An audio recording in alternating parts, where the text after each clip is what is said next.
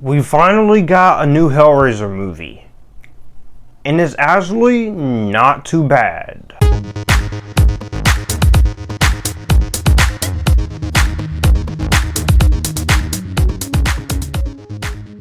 Is Joshua. I talk movies, TV, music, and anime. Welcome back to my channel, Future Filmmaker Reviews with Joshua. This is going to be my thoughts on the new Hulu reboot, Hellraiser, or the 11th movie in the Hellraiser franchise. I'm very happy to talk about it because I'm actually going to say something a little controversial in a minute. If you guys are new to the channel, be sure to like, comment, and share, and subscribe to my channel. Hit that bell so you won't miss any more reviews like this for Halloween month and such. All my social media links, including my Amazon wish list, my Facebook, and my Cash App, are in the description box down below if you would like to help support the channel or say anything from my wish list.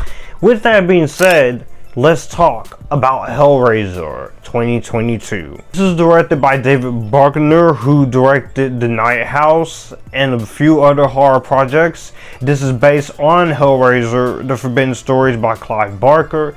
And in this new film, we follow a young woman who must confront the sadistic, supernatural forces behind an enigmatic puzzle box that is responsible for the disappearance of her brother. You may be surprised that I'm actually pretty happy to talk about a Hellraiser movie, and that's because I'm just going to say something controversial right off the back. I am not the biggest fan of this Hellraiser franchise to begin with. I think almost all of the Hellraiser movies, with the exception of the original classic and the first 3 sequels, are pretty terrible. There's probably one direct-to-video sequel I can take, but the last Hellraiser movie we had was Hellraiser Judgment, and I hated that movie. So, going into this, it was a reboot. We were going to have a brand new team, a brand new Pinhead. Yes, they were going back to the original source, with the Hellraiser being a girl in Clive Barker's original source material. But I gotta tell you, I gotta be honest, this was actually really damn impressive. And this is coming from someone who's not a big Hellraiser fan. I have stated that again.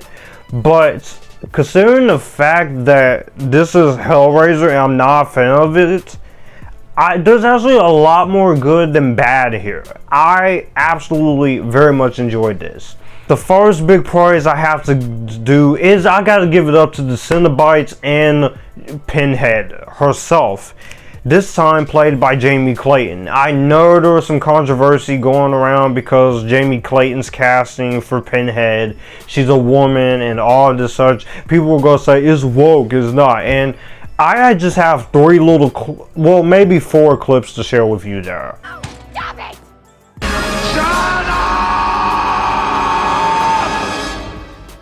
Shut the fuck up! Okay, get it? Alright, but putting that aside, Jamie Clayton, she holds her own as Hellraiser, Pinhead.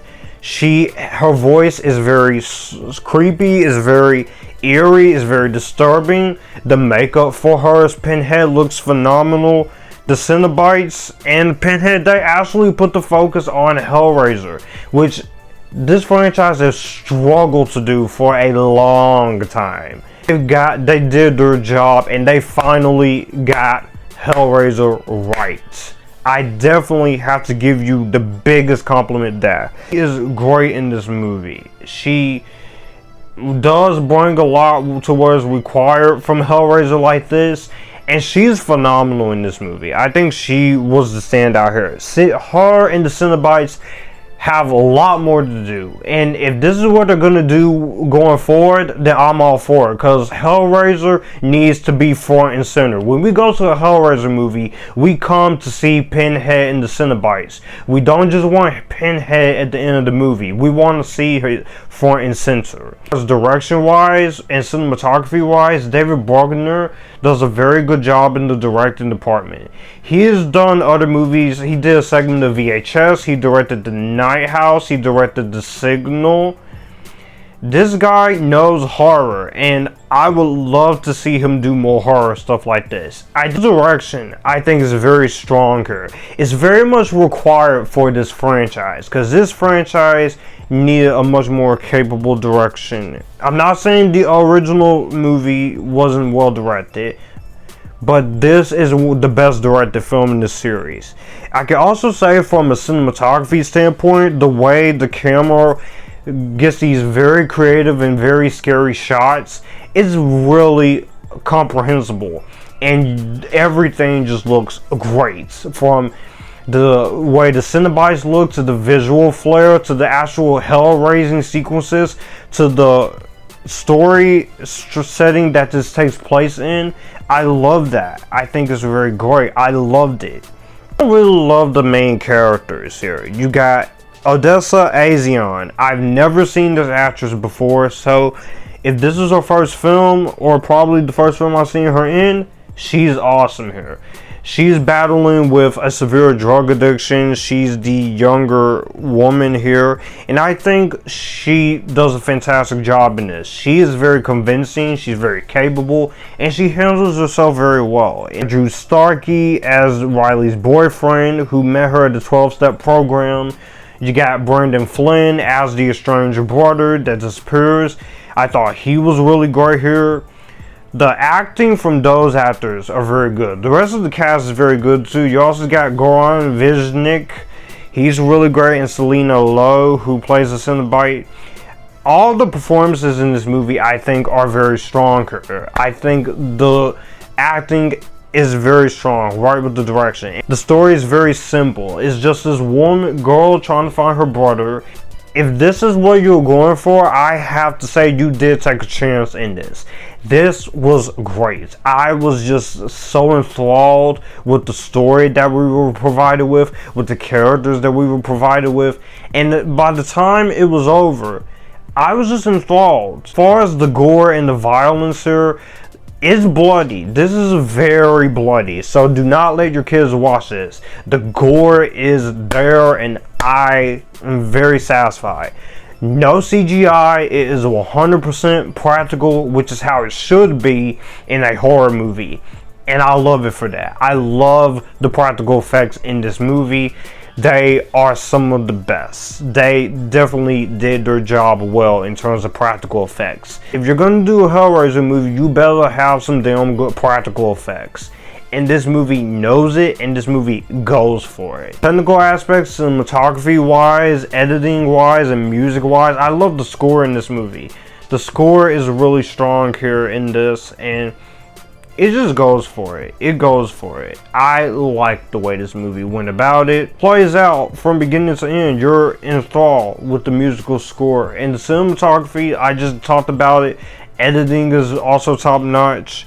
I think this is what you will want to see in the Hellraiser movie. We'll say for 2 hours is easy. 2 hours is not 2.5 hours.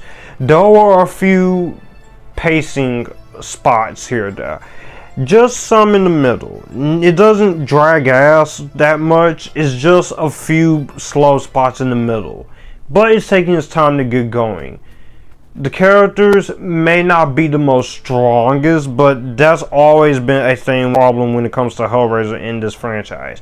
You're not gonna have the strongest of characters there. I will say there are a few writing moments here where it's not always the best.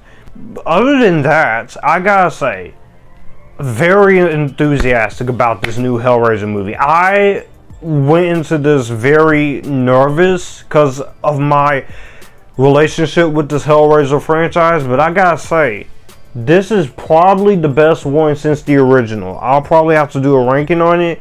I think it has some great characters. I like the story. I like the production design. Some great horror, some great gore, some good practical effects. And Jamie Clayton earns her spot as the new Pinhead. If you are a fan of the Hellraiser franchise, and if you want to see this, definitely give it a shot. But if you're not a fan of this franchise like me, it will depend. But this gave me so much sights to see. and I will love to see where they take Jamie Clayton's version of Pinhead in the future. I'm going to go ahead and give this an Epictastic. Well, that's going to do it for the video that you just watched. I will have my channel here, so you would like to see anything here. Click the channel icon, subscribe for more. I will also leave a video and maybe a playlist here, so in case you want to see what I'm about. As always, stay Epictasticness, join the Epictasticness, and you guys keep it cool.